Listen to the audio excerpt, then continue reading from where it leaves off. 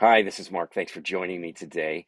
As most of you know, at TLC, we're currently going through the greatest sermon by the greatest preacher in the history of the world, the Sermon on the Mount by Jesus himself. And we've reached the middle part of the sermon where we find the Lord's Prayer. And it's perhaps one of the most familiar parts in the entire passage for us. Familiar in a good way, because in it, Jesus is teaching us how to pray. Familiar in a not so good way, because it becomes so familiar, it can suffer from what we have called the Pledge of Allegiance factor, right? Where you can say the words so many times you don't even really think about what you're saying, even though the words are really, really important.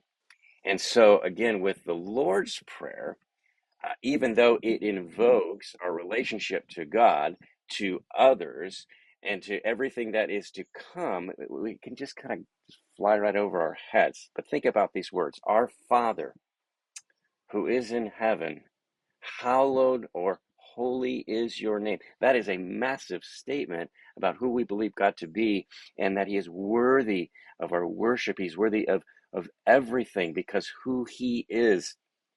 Your kingdom come, your will be done on earth as it is in heaven. That's not just a prayer, that's a promise that the kingdom that Jesus established in his first coming would be completely fulfilled and realized in his second coming. I mean, that we're affirming that he is our king and that he is Lord over all.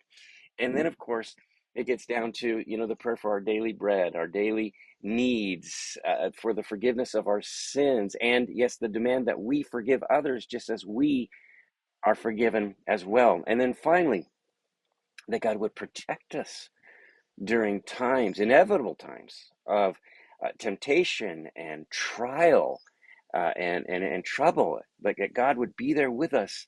And so the more you think about it, the more you realize that the Lord's Prayer it really encapsulates the sum of our entire existence, the sum of all of our hopes. So as you pray these words today, and I encourage you to do this right after this video, I encourage you to think deeply about the words that you are saying and the implications that they have on your life. Frederick Buechner was a pastor and author, and he said this: We do well not to pray the Lord's Prayer lightly. It takes guts to pray it at all.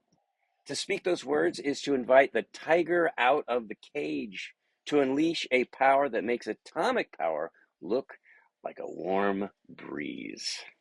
And yet, it's that same tiger, the God of infinite power, who's come to us in Jesus so that we would know he loves us more than we can imagine and that he is with us today, tomorrow, and forever. So may God bless and encourage you with that. And if you're able to join us on campus this weekend, we're going to have the annual Kingsman Car Show. It is a ton of fun. And there's also going to be baptism classes after each service for any of you who would like to be baptized at the end of this month. Well, until then, be well and have a great day.